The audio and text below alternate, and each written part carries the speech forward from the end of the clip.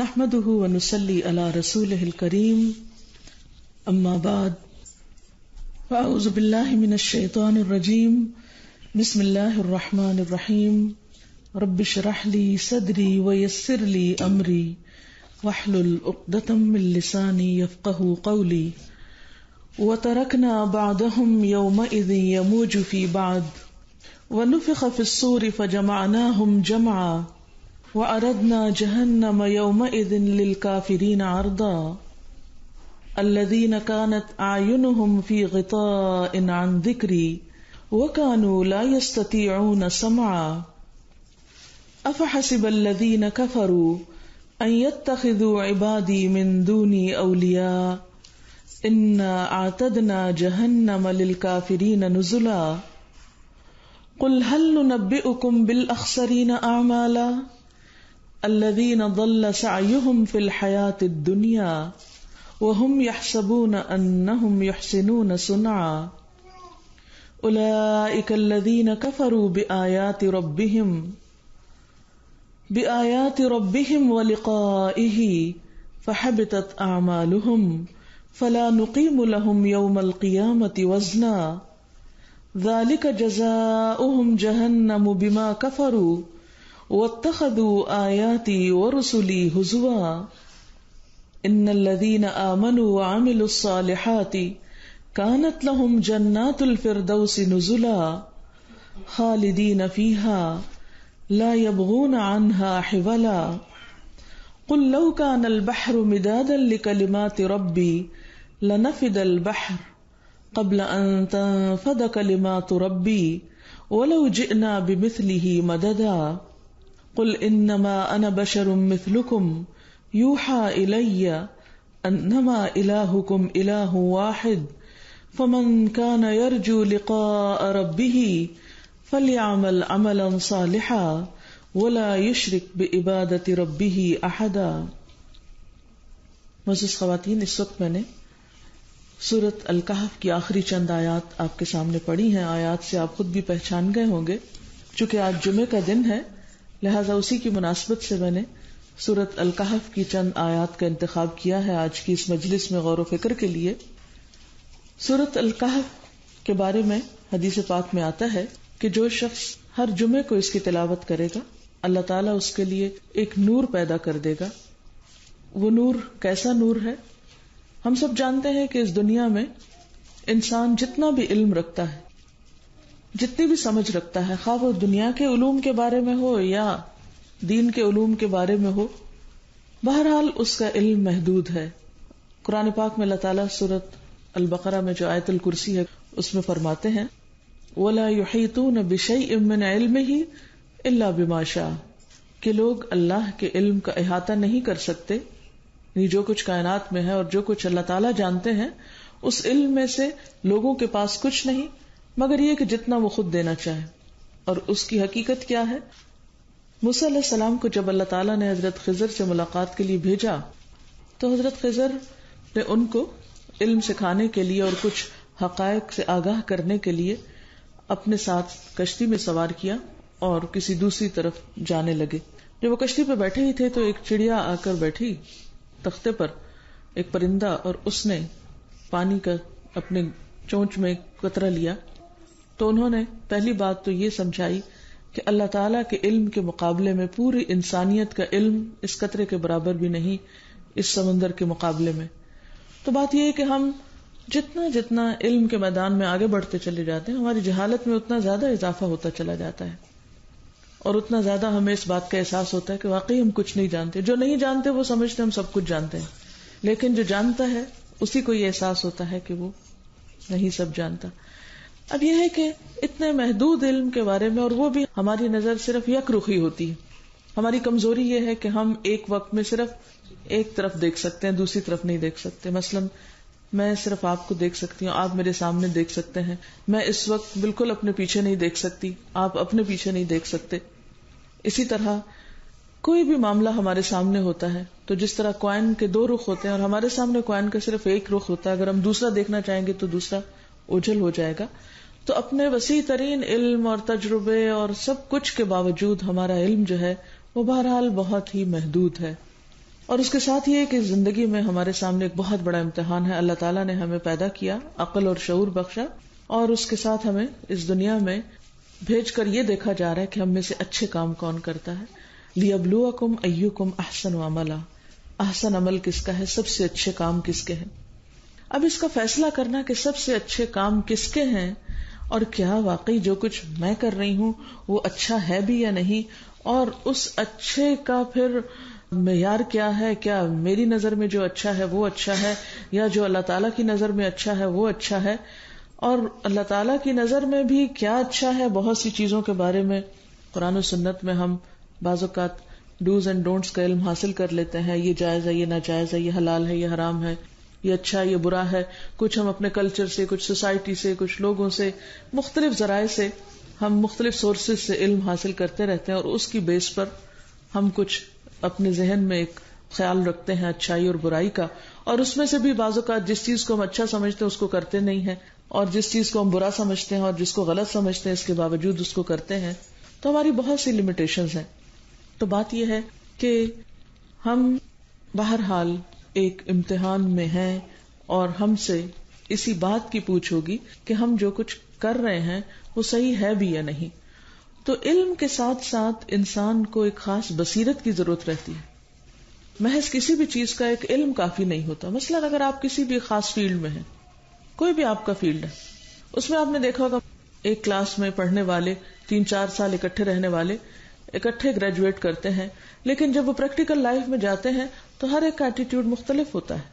1 سال میں 1 ڈگری کرنے والے جب وہ عملی میدان میں آتے ہیں تو آپ نے دیکھا ہوگا کہ ہر ایک کا رویہ، ہر ایک کی جابز، ہر ایک کا طریقہ کار بالکل مختلف ہو جاتا ہے. یہ کہاں سے اختلاف پڑتا ہے؟ یہ اختلاف ہر شخص کی اپنی سمجھ بوجھ اور انڈرسٹینڈنگ اور اس کے ایکسپیرینس اور اس کے ماحول اور اس کی بہت سی چیزوں سے متاثر ہوتا ہے، اور اس سے بہت سی چیزوں میں فرق آ جاتا ہے. انسان وہی ہوتے ہیں، ایک سوسائٹی میں ان کا رویہ مختلف ہوتا ہے، دوسرے معاشرے میں جا کر ان کا رویہ بالکل اور ہو جاتا ہے. تو یہ سارے فیکٹرز ہمارے اوپر اثر انداز ہوتے ہیں. ایسے میں ہر انسان کو سطحی اور ظاہری علم کے علاوہ اللہ تعالی کی طرف سے ملنے والی حکمت اور نور چاہیے ہوتا ہے، کیونکہ ہر چیز 2 اور 2 4 نہیں ہو سکتی. ہر چیز کو آپ بلیک اور وائٹ میں نہیں دیکھ سکتے. گرے ایریا ہمیشہ موجود رہتا ہے، اور اس گرے ایریا میں ہماری لمٹس کیا ہیں، ہمیں کیا کرنا چاہیے، کہاں تک ہم جا سکتے ہیں، کہاں تک نہیں جا سکتے، کیا کرنا ہمارے حق میں بہتر ہے، کیا ہمارے لیے ٹھیک نہیں ہے. ہمارا امتحان ہمیشہ اس میں ہوتا ہے. جو بلیک اینڈ وائٹ ہے اس میں اتنا امتحان نہیں ہوتا، یہ کرنا ہے یہ نہیں کرنا. مثلا بلیک اینڈ وائٹ کیا ہے؟ لا الہ الا اللہ کا پڑھنا اور نہ پڑھنا. لا الہ الا اللہ پڑھ لی، مسلمان ہو گئے، اندھیرے سے روشنی میں آ گئے، ایک طرف سے دوسری طرف پلٹ گیا. اسی طرح بہت سی چیزوں میں نماز پڑھنا یا نہ پڑھنا برابر نہیں ہوتا، جیسے قرآن پاک میں بھی آتا ہے، احادیث سے بھی ہمیں پتہ چلتا ہے کہ مومن اور کافر کے درمیان جو بہت بڑا فرق ہے وہ نماز کا ہے. یعنی کوئی شخص مسلمان ہوتے ہوئے نماز نہ پڑھے تو یہ ایک اجنبی اور انوکھی سی بات ہے کہ کوئی شخص مسلمان بھی ہو اور پھر وہ اللہ تعالیٰ کا شکر گزار نہ ہو، اور اللہ تعالیٰ سے اس کا کسی قسم کا کوئی تعلق نہ ہو، کوئی کمیونیکیشن نہ ہو. نماز کے ذریعے جو اللہ تعالیٰ نے خود ایک طریقہ مقرر کیا وہ طریقہ ہی نہ ہو. تو بالکل ایسے ہی ہے جیسے مثال کے طور پر اگر آپ کسی خاص ملک میں جانا چاہتے ہیں اور آپ چاہتے ہیں کہ آپ ویزے کے بغیر ہی چلے جائیں تو یہ ایک بھول ہوگی. اور ویزا لینے کے لیے آپ خواہ کوئی بھی ہو، آپ کو بعض اوقات ریکوائرمنٹ ہوتی ہے کہ وہ فلاں خاص ایمبیسی میں فلاں ونڈو پر آ کر آپ انٹرویو دیں، کمیونیکیٹ کریں، اور اس کے بعد آپ کو ایک لائسنس دیا جائے گا. بالکل اسی طرح اللہ تعالیٰ کی بنائی ہوئی وہ جنت کہ جس کی وسعت جو ہے وہ زمین و آسمان کے برابر ہے، وہ ایک ادر لینڈ ہے اور ایک بہت ہی خوبصورت جگہ ہے. اس میں جانے کے لیے بھی ایک خاص قسم کا لائسنس یا پرمٹ چاہیے، یا ایک دوسرے لفظوں میں ویزا کہہ لیجئے اس کو، وہ چاہیے اس کی زمین پر بھی قدم رکھنے کے لیے. اور اس کے لیے بھی ضروری ہے کہ آپ کو ایک خاص پروسیس سے گزرنا ہے، اور جو سلسلہ اور جو طریقہ کار اللہ تعالیٰ نے طے کیا ہے اس طریقہ کار کو ماننا ہے، اسے تسلیم کرنا ہے، ایکسپٹ کرنا ہے، اور ان شرائط کو بھی پورا کرنا ہے، ان ریکوائرمنٹس کو پورا کرنا ہے جو مطلوب ہے. اور اس میں سے ایک ریکوائرمنٹ یہ بھی ہے کہ آپ دن میں 5 مختلف اوقات میں آ کر اللہ تعالیٰ سے ملاقات کریں. اس نے خود اپنے بندوں کے لیے اس چیز کو لازم قرار دیا، اور قیامت کے دن سب سے پہلا حساب بھی اسی چیز کے بارے میں ہوگا. اب یہ ہے کہ نماز کا پڑھنا اور نہ پڑھنا، یس اور نو میں ایک بہت بڑا فرق کر دیتا ہے. زکوٰۃ دینا یا نہ دینا ایک بہت بڑا بلیک اینڈ وائٹ میں بہت بڑا فرق کر دیتا ہے. لیکن کچھ چیزیں ایسی ہیں کہ جس میں انسان فیصلہ نہیں کر پاتا، یا جس میں ہر وقت کوئی انسان کو بتانے والا نہیں ہوتا، ہر وقت کوئی آپ کو گائیڈ نہیں کر سکتا، ہر لمحے آپ کسی سے پوچھ نہیں سکتے اچھا میں اب کیا کروں اور اب کیا نہ کروں. مثال کے طور پر آپ اپنے بچے کی شادی کرتے ہیں، آپ اس کو بڑی بڑی چیزیں بتا دیتے ہیں موٹی موٹی، لیکن آپ اس کے ساتھ نہیں جاتے اور آپ اس کے ساتھ ہر وقت نہیں رہتے کہ آپ ہر وقت ہر بات میں اس کو مشورہ دیں، اچھا اب یہاں نہیں بیٹھنا، اب یہ نہیں کرنا، وہ نہیں کرنا. یہ سب اس کے اپنے ڈیسیژن پہ ہوتے ہیں، اس کے اپنی انڈرسٹینڈنگ پر ہوتی ہے اور وہ پچھلی ایک لمبی تربیت پر بیسڈ ہوتی ہے. تو بالکل اسی طرح دین کے معاملے میں بھی انسان کو ہمیشہ ایک خاص رہنمائی، ایک خاص بصیرت، اور وہ جسے کہتے ہیں نا ایک تھرڈ آئی کی ضرورت ہوتی ہے. وہ ایک تیسری نگاہ جو ہے، یہ تیسری آنکھ جس کو کہتے ہیں، جو گرے ایریا میں اچھے اور برے کا فرق پہچان سکے، اس کی بہت زیادہ ضرورت رہتی ہے. تو یہ جو مختلف چیزیں ہمیں قرآن پاک میں اور رسول اللہ صلی اللہ علیہ وسلم کی سنت میں بتائی گئی ہیں کہ اس چیز کے پڑھنے سے یا اس کام کے کرنے سے انسان کو یہ حکمت نصیب ہوتی ہے یا نور نصیب ہوتا ہے، تو اس کا مفہوم بھی بنیادی طور پر یہی ہے کہ انسان کو وہ سمجھ بوجھ اور وہ بصیرت اور وہ اچھے برے کا فرق جو اس کے اپنے اندر ایک طرح سے ان بلٹ ہوتا ہے، وہ ابھر کر سامنے آنے لگتا ہے جب اللہ تعالیٰ کی خاص رحمت ہوتی. ویسے تو ہر انسان کے اندر اللہ تعالیٰ نے اچھائی اور برائی رکھ دی ہے.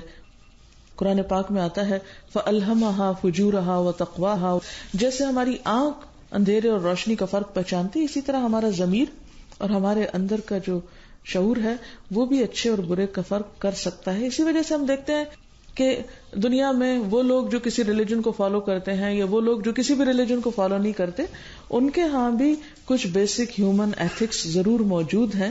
اور پھر چونکہ وہ صرف کافی نہیں ہے، اس لیے اللہ سبحانہ وتعالی نے ہر دور میں مختلف انبیاء بھیجے ہیں، رسول بھیجے ہیں، اور ان کے ذریعے انسانوں کو رہنمائی عطا کی ہے، ہدایت بخشی ہے. اور اس رہنمائی اور ہدایت کو فالو کرنا بے حد ضروری ہے، اور اس کے لیے سب سے بہترین چیز یہ ہے کہ انسان کا اس کتاب کے ساتھ تعلق ہو. تو آج اس دن کی مناسبت سے یہ چند آیات کا ترجمہ اور اس کی ہلکی سی وضاحت آپ کے سامنے رکھوں گی. اللہ تعالیٰ یہاں پر قیامت کے دن کا ایک نقشہ کھینچ رہے ہیں کہ قیامت کے دن حال کیا ہوگا. وَتَرَكْنَا بَعْدَهُمْ يَوْمَئِذٍ يَمُوجُ فِي بَعْضٍ. ہم چھوڑ دیں گے ان میں سے بعض کو اس دن کہ وہ جا گھسیں بعض میں. یہاں پر لفظ یموج استعمال ہے. یموج موج کو کہتے ہیں. جس طرح سمندر کی موجیں آپس میں گتھم گتھا ہو رہی ہوتی ہیں، آپ اگر ساحل پہ کبھی کھڑے ہو کر آنے والی لہروں کو دیکھیں اور کچھ پلٹنے والی لہروں کو، تو اگر آپ کو یہ نظارہ کچھ یاد ہو تو ہوتا یہ کہ ایک لہر آ رہی ہوتی ہے اور جو پہلے سے آئی ہوتی ہے اس کا پانی پلٹ کے واپس جا رہا ہوتا ہے. تو ان کا جو آپس میں ٹکراؤ ہوتا ہے اس کو گتھم گتھا ہونا اور وہ ایک دوسرے کے اندر گھسنا اور ایک دوسرے کے ساتھ ٹکرانا. فرمایا کہ قیامت کے دن سب لوگوں کا حال کیا ہوگا کہ پورے کے پورے لوگ زمین سے نکل کر باہر آئیں گے. قرآن پاک میں یہ آتا ہے کہ کأنہم جراد منتشر، جیسے بکھری ہوئی ٹڈیاں ہوتی ہیں نا، بعض اوقات کسی پتھر کے نیچے بہت سے کیڑے مکوڑے پیدا ہو جاتے ہیں، آپ اٹھاتے ہیں تو ایک دم اچھلنا شروع کر دیتے. قیامت کے دن بھی زمین کی تہوں کے اندر ہزاروں سالوں میں جو لوگ وہاں پر کسی نہ کسی طرح دفن ہوئے یا کسی زلزلے کا شکار ہو کے دب گئے، پانی میں چلے گئے، جہاں بھی کوئی مرا، بہرحال پلٹ کر تو زمین پر ہی آتا ہے. زمین کے اندر ہی ہر ایک کا ٹھکانہ ہے. اللہ تعالیٰ فرماتے ہیں کہ ثم اماتہ فاقبرہ، پھر اس کو موت دی، پھر اس کو قبر میں ڈالا. تو وہ جو قبر کی ایک زندگی ہے وہ ضروری طور پر یہ نہیں کہ وہ خاص شیپ کی ہو. زمین میں جانا، ہر ایک کی قبر جیسے جیسے جہاں جس کو میسر ہو. قیامت کے دن سب کو اللہ تعالیٰ دوبارہ جب اٹھا کھڑا کریں گے تو آپ خود سوچیں کہ زمین پر کس قدر لوگ ہوں گے، کتنے انسان ہوں گے، اور وہ سارے کے سارے لوگ آپس میں کیا کر رہے ہوں گے، ایک دوسرے کے اندر گتھم گتھا ہو رہے ہوں گے اور ایک دوسرے سے ٹکرا رہے ہوں گے. انسان جو ہیں وہ جنگلوں کی طرف نکل رہے ہوں گے اور حیوان جو ہیں وہ جنگلوں سے شہروں کی طرف آ رہے ہوں گے، اور ایک عجیب سی حالت ہوگی زمین پر. تو فرمایا کہ وَتَرَكْنَا بَعْدَهُمْ يَوْمَئِذٍ يَمُوجُ فِي بَعْضٍ وَنُفِخَ فِي الصُّورِ، اور سور میں پھونک مار دی جائے گی. فَجَمَعْنَاهُمْ جَمْعًا، پھر ہم ان سب کو جمع کر لیں گے. جمع کرنا، ہم ان سب کو اکٹھا کر لیں گے، یعنی کوئی بھی ایک انسان پیچھے نہیں رہے گا، بچے گا نہیں. جیسے کہ ایک اور جگہ پر آتا ہے فَلَمْ نُغَادِرْ مِنْهُمْ أَحَدًا، ہم ان میں سے کسی ایک کو بھی نہیں چھوڑیں گے. ذرا اپنے آپ کو رکھیے کہ آپ کہاں ہوں گے، یعنی اپنی جگہ کے بارے میں سوچیے، کیونکہ اگر ہم نہیں بھی سوچتے تو بہرحال ہوں گے تو ہم بھی اسی کراؤڈ میں. ایکچولی آپ دیکھیے کہ یہ جو قرآن پاک کی آیات ہوتی ہیں یا قرآن پاک کا پڑھنا جو ہوتا ہے، یہ محض انفارمیشن نہیں ہے، یہ انفارمیشن نہیں ہے، یہ صرف نالج نہیں ہے، یہ حقیقت ہے، یہ ایک سچائی ہے. اور اگر کوئی شخص سچائی کو پہچانے نہ اور سچائی کو مانے نہ اور سچائی کے ساتھ ایک سنجیدہ رویہ اختیار نہ کرے تو سچائی کو جھٹلانا یا سچائی کے بارے میں کیئر لیس ایٹیٹیوڈ اختیار کرنا خود اس کے اپنے لیے نقصان دہ ہو جاتا ہے. تو یہاں پر کیا فرمایا جا رہا ہے کہ ہم اس دن ان کو اکٹھا کر لیں گے، سب کے سب کو ہم جمع کر لیں گے. سوچئے میں اور آپ کہاں ہوں گے. آپ دیکھیے کہ ایک پورے انسانوں کا کراؤڈ ہو، کبھی آپ کسی کراؤڈ میں گئے ہوں، اگر آپ کو یاد ہو، اگر آپ میں سے کسی نے حج کیا ہو، کیونکہ سب سے بڑا کراؤڈ وہاں ہوتا ہے، اور وہ میں سمجھتی ہوں کہ بیسیکلی انسان کو آخرت کی یاد دلانے کا ایک بہترین طریقہ ہے. عام حالات میں یہاں آرام دہ گھروں میں رہ کے قیامت اور آخرت کی پہچان نہیں ہوتی ہمیں. وہاں جا کے نکلتے ہیں پھر پتہ چلتا ہے ایک تو شدید گرمی اور دوسرے ہجوم. آپ دیکھیے کہ جتنا ہجوم ہو اس میں حالت کیا ہوتی ہے. کچھ لوگوں کو تو فوبیا بھی ہوتا ہے، یعنی کہ بہت زیادہ لوگ کہیں اکٹھے ہو، کلسٹر فوبیا ہوتا ہے، اکٹھے ہو جائیں تو اس سے ان کو ایک پریشانی ہوتی ہے کہ ویسے ہی گھبراہٹ ہونے لگتی ہے، کیونکہ انسانوں کی ایک گرمی اور ایک رش اور ایک پھر یہ پتہ نہیں چلتا کہ جانا کدھر ہے. پھر انسان کا یہ دل چاہتا ہے کہ جو اس کے اپنے پیارے ہوں وہ اس کے ساتھ ہوں. اس دفعہ اتفاق سے میں چھوٹی عید پر حرم میں تھی، تو عید کی نماز ہم نے اندر نہیں باہر پڑھی، کیونکہ صبح سویرے ہی اندر سب کچھ بھر گیا. باہر تھے ہم، اور جہاں ہم ٹھہرے ہوئے تھے اس سے چند گز کے فاصلے پر تھے. نماز کے بعد ہم نے سوچا کہ اچھا واپس چلتے ہیں، کیونکہ ہمارے پیچھے بھی اتنا کراؤڈ تھا کہ وہ بھی آ رہا تھا. ہم کہیں نہ بیٹھ سکتے تھے، نہ کھڑے ہو سکتے تھے، نہ رک سکتے تھے، نہ انتظار کر سکتے تھے.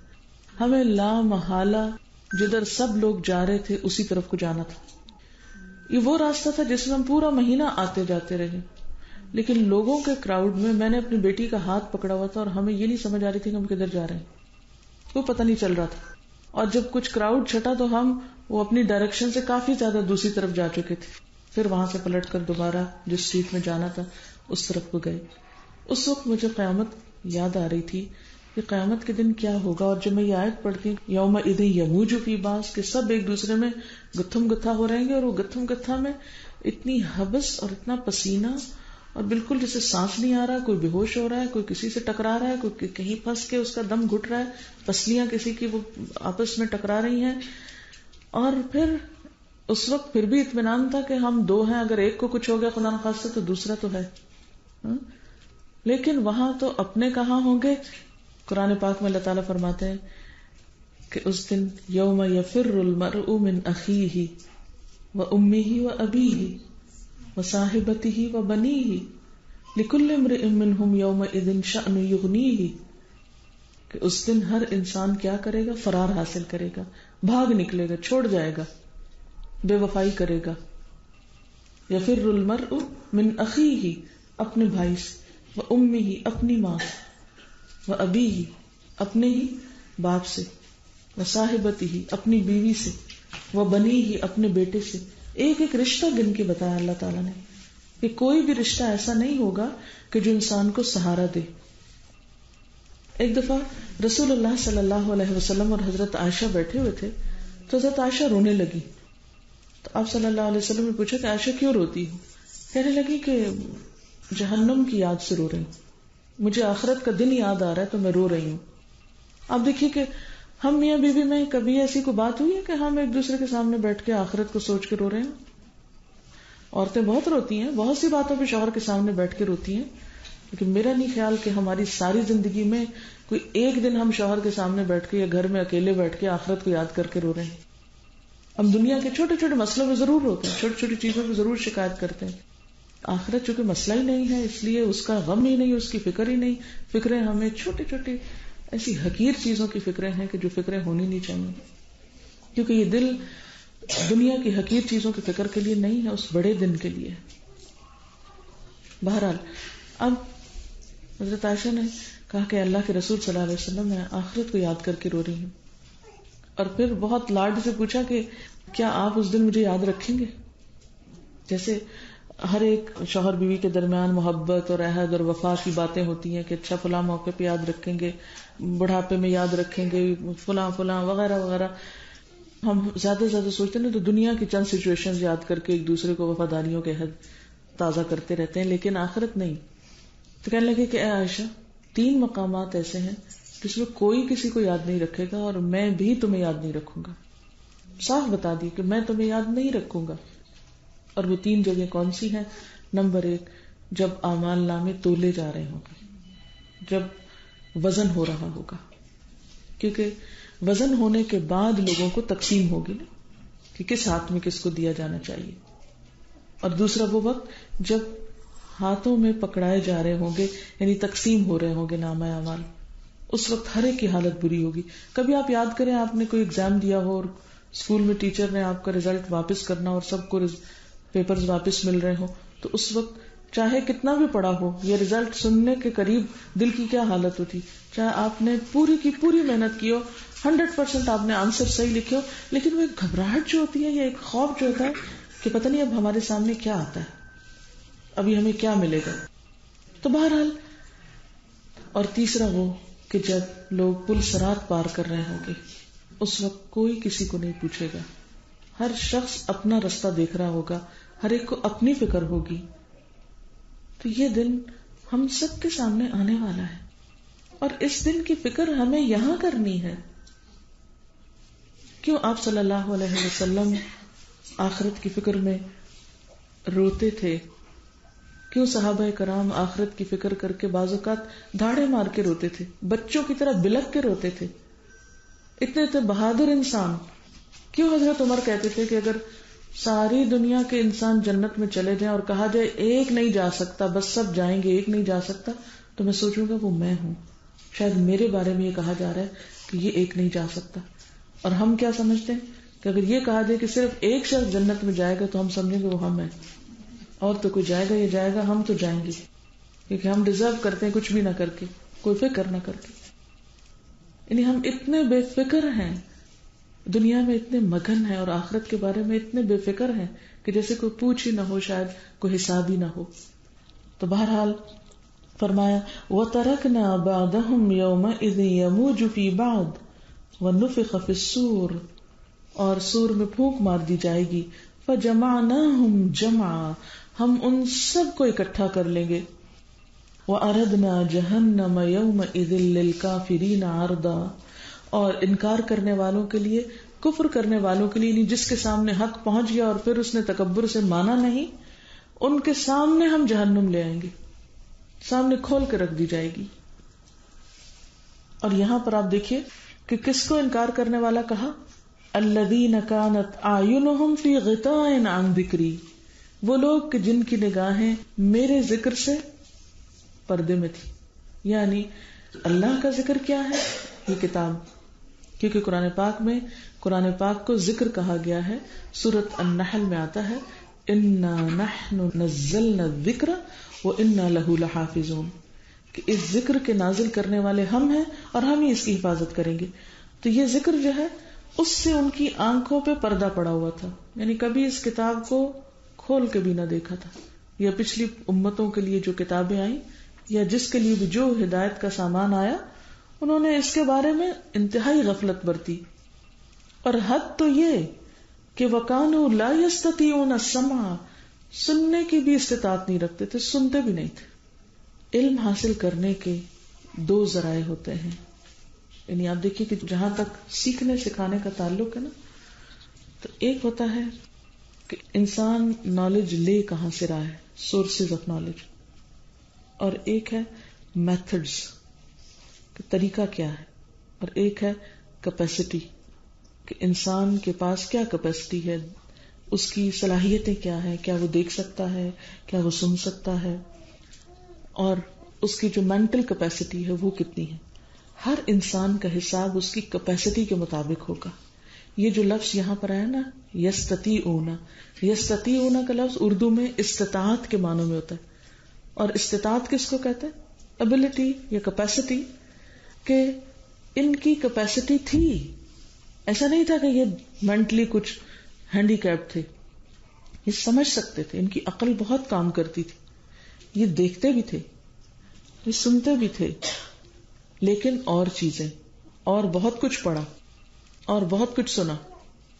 اور آپ دیکھیے آج کے دور میں پھر سننا، اس دور میں تو یہ ہے کہ اگر کہیں کوئی علامہ ہے، کوئی اسکالر ہے، اس کے پاس جا کے بیٹھے سنیں، یا وہ آپ کے پاس آئے تو سنائے، پھر بھی مشکل تھی. آج آپ دیکھیے کہ آپ اپنے گھر میں ہوں، آپ اپنی گاڑی میں ہوں، آپ اپنے بیڈ روم میں ہوں، آپ چل رہے ہوں، کوئی موقع ایسا نہیں کہ آپ کے پاس سننے کی سہولت موجود نہ ہو. ہر جگہ موجود ہے، ایک نہیں کئی طریقوں سے. ایک وقت تھا کہ صرف ٹیپس ہوتی تھی، اب آپ دیکھیے ٹیلی ویژن بھی ہے، ریڈیو بھی ہے، پھر اس کے علاوہ آڈیو ہے، سی ڈی ہے، وی سی ڈی ہے، معلوم نہیں کتنی قسمیں نکل چکی ہیں مختلف اچھی باتیں دیکھنے اور سننے کے لیے، اللہ تعالی کی پہچان کے لیے. لیکن ہم سب کا رویہ کیا ہے؟ ہم سب اپنے آپ سے پوچھیں کہ پوری زندگی میں کیا کچھ پڑھا؟ ہم سب اللہ کے فضل سے پڑھے لکھے لوگ ہیں. اگر ہم گننا چاہیں نا کتنی کتابیں پڑھی تو ابھی تک ہم گن نہیں سکتے. ان گنت کتابیں ہم میں سے ہر ایک نے پڑھ رکھی ہیں، لیکن اگر کوئی ایک کتاب نہیں پڑھی تو یہ کتاب نہیں پڑھی. کوئی اور کہے جو ان پڑھ بیچارے ہیں، جن کے پاس نہ اسکول ہے نہ کالج ہے، نہ وہ پڑھے لکھے ہیں، نہ وہ پڑھ سکتے ہیں، نہ وہ کتاب خرید سکتے ہیں، نہ وہ کوئی کیسٹ خرید سکتے ہیں، نہ کوئی پلیئر لے سکتے ہیں، ان کی تو ہو سکتا ہے چھوٹ ہو جائے، کیونکہ وہ تو استطاعت نہیں رکھتے، ان کی کیپیسٹی نہیں ہے. بعض لوگوں کی سمجھنے کی نہیں ہے، بعض لوگوں کے پاس وسائل نہیں ہے، کسی کے پاس استاد نہیں ہے، کسی کے پاس کتاب نہیں ہے، کسی کے پاس وہ مٹیریل نہیں ہے کہ جس سے وہ پڑھ اور سن سکے. لیکن وہ لوگ جن کے پاس سب کچھ ہو، ان کے پاس کیا بہانہ ہے؟ زیادہ یہ کہ وقت نہیں ہے جس وقت میں ہم اور چیزیں سن سکتے ہیں. آج آپ دیکھیں بہت سے لوگوں کو میں خود یہ کہتے ہوئے سنتی ہوں کہ ہماری زندگی ایسی تھی کہ ہم میوزک کے ساتھ سوتے، میوزک کے ساتھ اٹھتے، میوزک کے بغیر گاڑی نہیں چلا سکتے تھے، واش روم میں میوزک سنتے تھے، ہم پڑھتے ہوئے بھی میوزک سن رہے ہوتے تھے، اور اب نہیں دل چاہتا. مثلا بہت سے لوگ ہیں جو اب بھی ایسے ہی کرتے ہیں کہ لمحے پہ کچھ سن رہے ہوتے ہیں، مسلسل سن رہے ہوتے ہیں. جس چیز کو سننے کا شوق ہوتا ہے، اس میں بعض لوگوں کو خبریں سننے کا بہت شوق ہوتا ہے، وہ چھوٹے چھوٹے ریڈیو اٹھائے پھرتے ہیں. بعض لوگوں کو جب کوئی میچ لگا ہوا تو اس کی کمنٹری سننے کا بڑا شوق ہوتا ہے. سب کام کاج چھوڑ کے سن رہے ہوتے ہیں، ساتھ ساتھ کھا رہے ہیں، پی رہے ہیں، سو رہے ہیں، جاگ رہے ہیں، وہ چل رہا ہے، سن رہے ہیں. لیکن قرآن کے ساتھ ہمارا کیا معاملہ ہے؟ ہماری ساری کوتاہی، ہماری ساری غفلت، ہماری ساری سستی آخر اسی کتاب کے ساتھ آ کر کیوں رہ جاتی؟ ہم اچھی طرح جانتے ہیں کہ دنیا میں پڑھیں گے نہیں تو ہمیں ڈگری نہیں ملے گی، لیکن جنت کے بارے میں ہم سمجھتے ہیں کہ ہم بے شک اس کو نہ پڑھیں، بے شک کوئی عمل نہ کریں، ہمیں جنت سے کوئی روک نہیں سکتا. دنیا میں ہم کام نہ کریں تو ہمیں نتیجہ نہیں نظر آتا سامنے. آخرت کو ہم نے یہ سمجھ رکھا ہے کہ کچھ نہ کر کے بھی سارا نتیجہ ہمارے حق میں، صرف چند باتیں بول دینے سے. تو آخرت کا معاملہ صرف چند باتیں کرنے کا معاملہ نہیں ہے، سراسر عمل کا معاملہ ہے. قرآن پاک میں ایک جگہ نہیں، بارہا آتا ہے ان الذین آمنوا وعملوا الصالحات. جو بھی ناظرہ آپ میں سے پڑھتے ہیں سب ان آیات کو بار بار دہراتے ہیں. آمنوا وعملوا الصالحات، ایمان لائے اور اچھے کام کیے، عمل صالح کیے. تو عمل صالح کا معیار کیا ہے؟ وہ کیا کرائیٹیریا ہے کہ جس پر کوئی عمل صالح ہو جاتا ہے اور جس کے بغیر وہ عمل صالح نہیں رہتا؟ وہ آگے جا کر میں انہی آیات کی روشنی میں بتاؤں گی انشاءاللہ.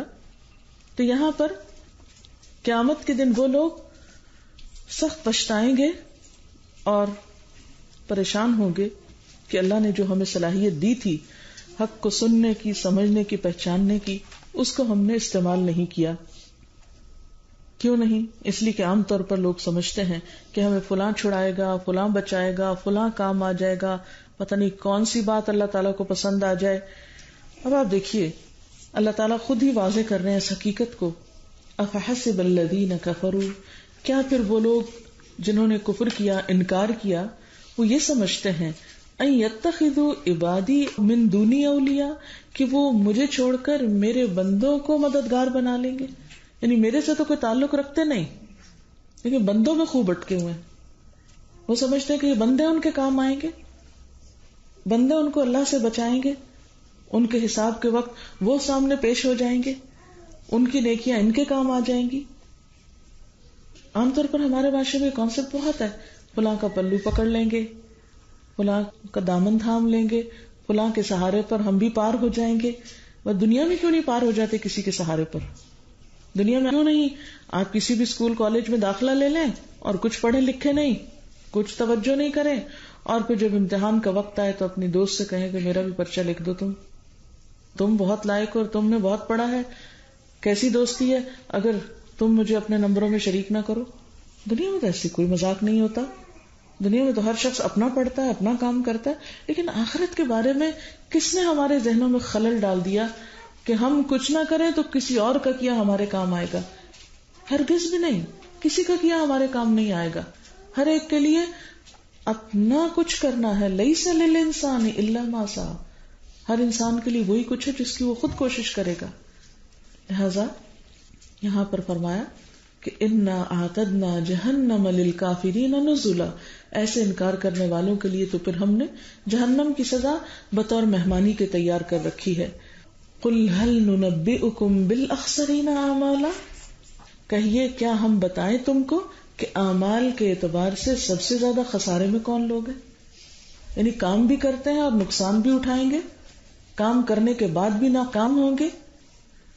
الذین ضل سعیہم فی الحیاۃ الدنیا، یہ وہ لوگ ہیں جن کی ساری کوششیں دنیا کی زندگی میں گم ہو گئی.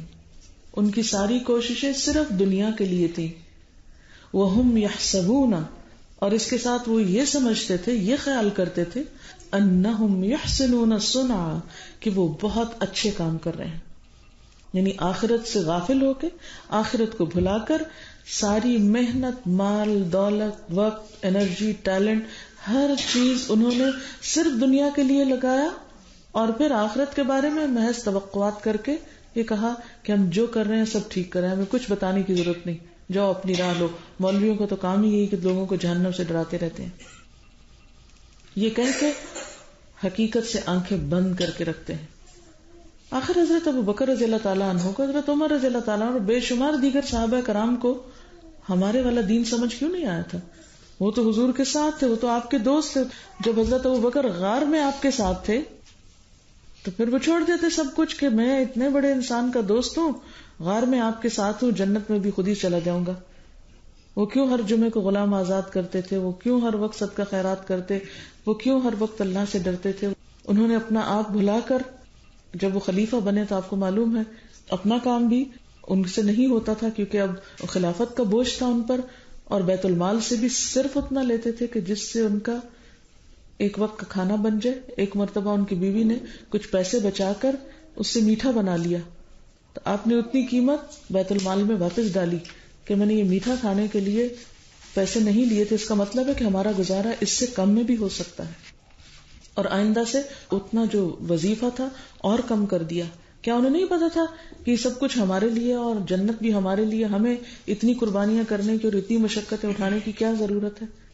آج ہم کس چیز پہ بھولے ہوئے ہیں؟ آخر آج ہمیں کس قسم کا دین سمجھ آ گیا ہے؟ ہم نے آخرت کے بارے میں اتنا کیجول ایٹیٹیوڈ کیوں اختیار کر رکھا ہے، جبکہ قرآن کھل کھل کے کہتا ہے کہ ہم تمہیں بتائیں کہ سب سے زیادہ نقصان میں کون لوگ ہیں؟ جو خوب محنتیں کر رہے ہیں، دن رات تھکے جاتے ہیں، لیکن ان کی ساری محنتیں صرف دنیا کے لیے ہیں.